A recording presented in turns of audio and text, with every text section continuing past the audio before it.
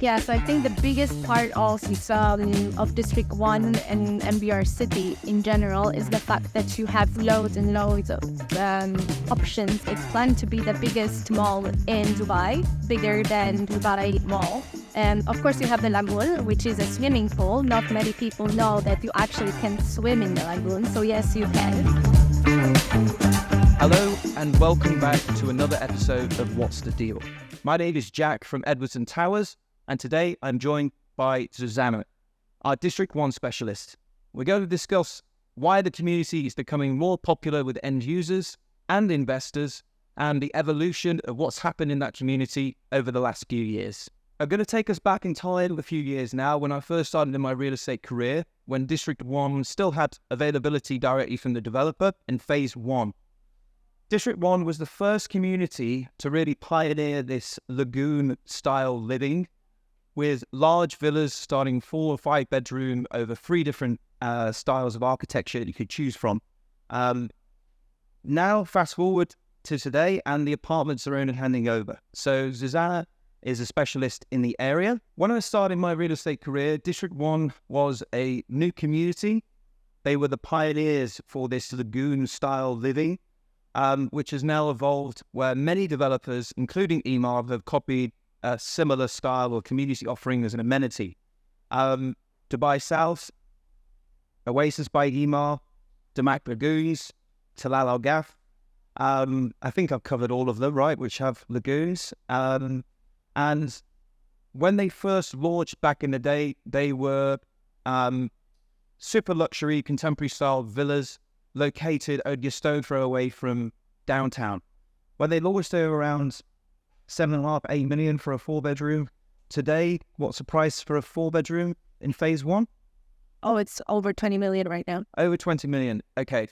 They are a little bit older now. However, as the community evolved, I remember walking around some of the large mansions, the 7-bed mansions on the lagoon that were up at 70, 80 million dirhams at the time, which, to be honest, those villas, they felt like a warehouse. You were living in so much space.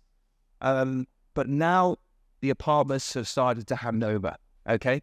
So, Zuzanna, the apartments. It's quite a good product at the moment for end users, right? It is a very good product, yes. So what is the lifestyle offering, or what do you get for your money in District 1 compared to other communities? So I think the biggest advantage of this community is that you actually can experience the waterfront living while being 10 minutes from downtown, deeper into the desert, which, as you said, was a novelty on the market. Right now, many communities are following that pattern, but it is the first community in which you can have a beachfront living with the lagoon, a peaceful community, vacation style living, and you get good prices, good layouts, large spaces, very, very exciting. Okay, so everybody who bought here off plan, mostly as an investor. There aren't many end users, in my experience, that purchase a property off plan because they need to wait for 3 years. You have to be a certain type of person to kind of envisage what your lifestyle and life's going to be like in 3 years' time. So the investors that bought off plan, they have seen a tremendous amount of capital appreciation over 3 years. I sold in District 1, 1-bedroom in one of the smaller buildings. Are they G+? It was a long time ago, G+4. And they benefited from a view towards the lagoon and also back to Burj Khalifa. They were around 1.3, 1.35 million when I sold. What prices are they now?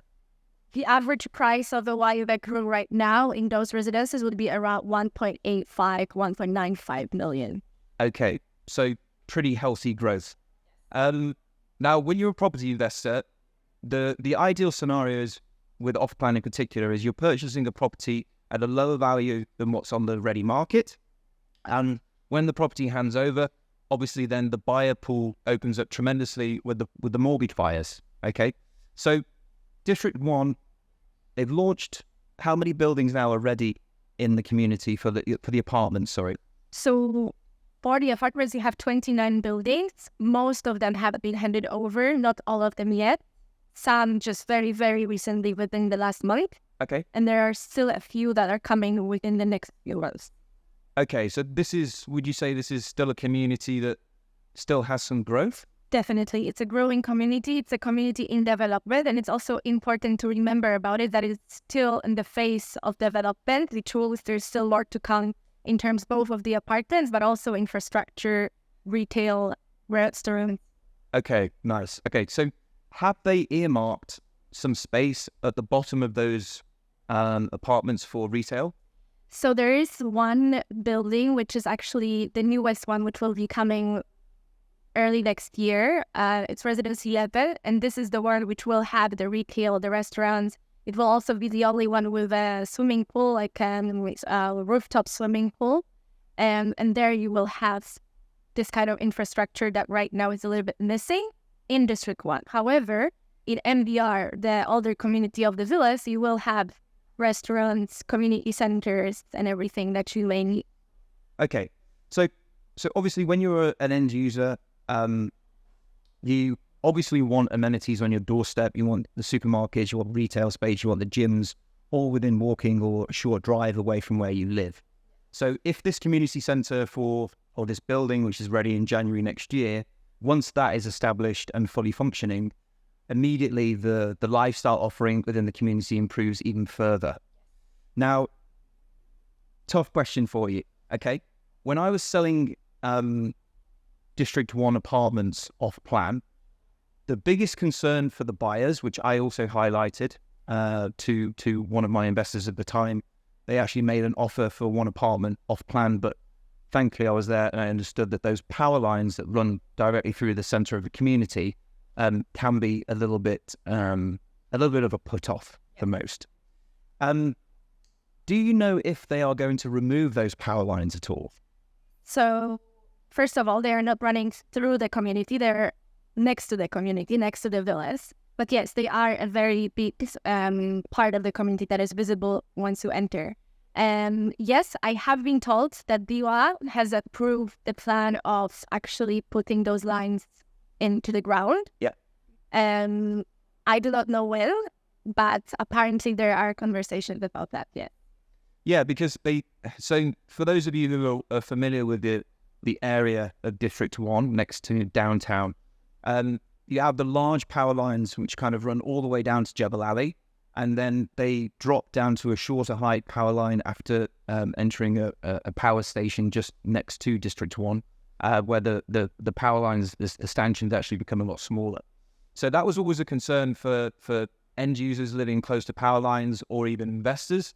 But it's quite reassuring that where those power lines are at the moment, there is a huge amount of land still untouched, which is prime real estate still in District 1 to be developed. Okay, so 4-bedroom villas in Phase 1 are north of 20 million now. Yeah, around 20. There are a set of semi-detached villas that are going to be handing over as well. Okay. I've all heard. Okay, nice. And what price are we looking at for something like that? So here for a 4-bedroom, it would be around 9 million right now, 8.59 million. These are, however, the semi-detached villas, as they're called. You could consider them probably more of townhouses, I would say, than villas, but still very popular and getting in high demand right now because there's a limited amount of them as well, and they are big in sizes, good layouts. 4 bedrooms, the minimum, and the price is still, quite achievable. Okay, what size are they? They are around, if I'm not mistaken, 6,000 square feet. Total? Yeah. Okay, so look, we always like to compare on this channel. So similar products, 2,000 dirhams a square foot for villas in Dubai Hills Estate, which is same line, or something a little bit more affordable, District 1. Arguably, District 1's a better location because you've got the road that runs straight over to the beach. I think you can get to Jumeirah Kite Beach in about 15 minutes. Yeah. I mean, it takes me 12 minutes from Dubai Hills on the weekend and there's no traffic, so about 15 minutes. And it's important to note as well, if you're working in DIFC or downtown or Business Bay, you don't want to sit in traffic to get home for a commute. So the only real villas community other than District 1 at the moment, which I believe is worth considering, is probably Schober Heartland. Would you say that's a fair comparison? Yeah, I think you can compare these two. Yeah. Definitely location-wise, you can compare them. Now, next door to District 1. So we always look at comparables of what's ready at the moment, but also we're a big believer about location and what's coming up in the immediate surrounding, which is going to bolster your capital appreciation and overall popularity of the community. So we know that adjacent to District 1 is the Tura Reserve. You've seen that, right? With the beautiful old olive trees. It's designed around health and wellness. Adjacent to that, you have Nadoshiba Gardens, starting at 6-7 million. Further into the desert, should we say, the back of NBR Maidan, you have Opal Gardens from the Kield. So the immediate surroundings of District 1 is improving tremendously. We know that from previous experiences, some of the communities that have had that have obviously seen huge capital appreciation growth. Historically, that is Lakes, Meadows, even Palm Jumeirah, I would say, and the early years. Okay? Now, one of the sellout developments that launched over the last 12 to 18 months was District 1 West. Okay? The popularity of District 1, Phase 1, if you like, the villas and the apartments, the neighbouring community, which is a patch of land which sits between District 1 at the moment and Dubai Hills Estate, is District 1 West. Now, everybody went absolutely crazy for that launch, right? Do you remember the starting prices there? Yeah, the prices were around 10 million for a villa. Right now, they're going for 17. Yeah, so, I mean, look, again, when you're a property investor or end user, you want to purchase a property in a fantastic location. When you're only a stone's throw away from downtown DIFC, the beach, Dubai Hills Mall, arguably, I think it's the best mall in Dubai. You have access to, obviously, the park of Dubai Hills as well. And all of that development at the back of Dubai Hills, you've got the Lamborghini villas in Dubai Hills that nestle between District 1 West and Dubai Hills as well. So all of that area there is coming up to be super luxury. Big villas, big townhouses. And obviously with District 1, you're benefiting from an already established community, whereas the other communities, no infrastructure is in place and no amenities are actually finished yet. Big benefit. So, not only that, active lifestyle is becoming more and more of an important element for end users and families in this country. Tell me about the lifestyle offering, which is more geared towards an active lifestyle around District 1. Yeah, so I think the biggest part also of District 1 and MBR City in general is the fact that you have loads and loads of options on how you want to spend your status, how you want to spend your free time.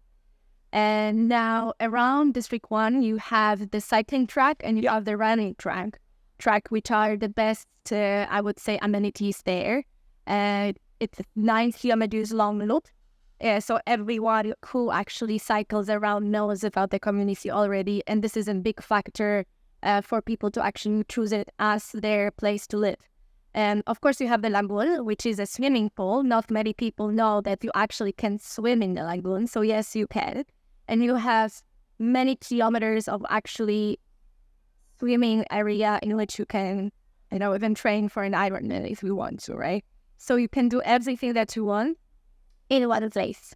And then outside of that, you also have courts, you have paddle courts, you have tennis courts, football, basketball, and this is both for District 1 and NBR, because if you live in District 1, in the residences, you can use the amenities of the NBR city, which are already there for, the last few years. Okay. Now, that's brilliant for families and end users. Dubai this week have just announced that new, it's kind of a cycle path running jogging track, which is going to link up Dubai Hills, Hesse Street, down all the way down to Safford Park, which is fantastic. And then you've got obviously the new lifestyle, health and wellness, activity focused communities which are coming up as well. So Athlon, which is the new launch from Eldar, happened last week. That was based around different activity stations dotted around the community. You've got Majid Al Futtaim, who built Talal Al Gaf. They've gone down a route with their new master development, which is called Gaff Woods. I'm a huge fan of, by the way, which has a mountain bike trail all the way through a forest living. Okay, so people are wanting a different lifestyle completely in some of these communities. We've moved away now from the traditional big expat community, nice villas, golf course, into now more of an active offering. So the amenities in District 1, are they only reserved, so the beach area in the lagoon, are they only reserved for residents? Okay, nice. Now, elephant in the room, there is a huge derelict shopping mall. Yes. The shopping mall, which is still in development, it's planned to be the biggest mall in Dubai, bigger than Dubai Mall. Now, do you think that's going to get built? Well, I hope so, just for the sake of everyone. But it is being said that it will be finished. And fortunately, in my opinion, it is a little bit outside of the community. It is very close by, but it's not a huge part of the community within the community. So you can barely see it when you're there. Only on the higher floors you actually can in the villas and in the residences. If it's going to be finished, it is going to be a very big advantage for the community as well, because you can be there within minutes and everyone will be going there. Yeah. So rewind another 3-4 years back, the plans for the mall was for it to be more of an activity focused mall. They're going to have the new biggest ski slope in there, which is obviously going to overtake all of the Emirates. Personally, it's been sat there for so long. Yeah. I don't know if they might even reconsider just knocking it down and redeveloping some of that area for villas, which, again, with the property boom that we've seen, it might be a good idea for it. Yeah, well, from what I have heard is that the plans, yes, have probably changed for it in terms of what you're going to have inside, but the plan of having a mall there is still a plan. So, okay. And it did feel like, it looks like it may be actually done at some point. Okay. So overall, I mean, look, we're District 1, if you're looking at a new area of Dubai, or maybe you're watching this thinking when you move out to Dubai and you're doing some research of where would be best to be located. If you're moving over, maybe you work for finance, or you're going to be located in DIFC, downtown or Business Bay, it's a pretty good option for you in terms of location. The community will be ready completely in its entirety of phase 1 in around 12 months. There's still a couple of buildings under construction. That means that retail spaces are going to be easily accessible for residents. The lagoon is obviously already there, which you can use. The Cybertrack is already in place. The capital appreciation you're going to get if you're a property investor makes sense as an investment case because of everything which is happening around District 1. The villas are starting at 7-8 million now in the surrounding areas, whereby they're starting for a semi-detached villa in District 1 at 8.5. Short-term rental occupancy rates are very high there because of the proximity to key areas, the airport and downtown. So for an investor product, it really does make sense. The one-bedrooms are priced at what now, Zuzanna? In terms of rentals, you mean, or? For sale, so yeah. 1.8, 1.9 million. Okay. Right now, for the regular layouts, there are some smaller layouts which probably go around 1.7. Yeah. So it's still a good price for a one-bedroom that is already there, and you can immediately start either living in it or renting it out and getting the return. There is still some off-plan availability in Naya, which is also one of the the only one off-plan building that has been launched very recently, and there is very limited, but there is still something available there, and it starts at 1.8 million. And what are the kind of returns you're seeing at the moment from some of your clients? So it's around, I would say, 6-7% net. this is where we are now. This is for long term. For short term, of course, there is a chance of getting it even. Okay.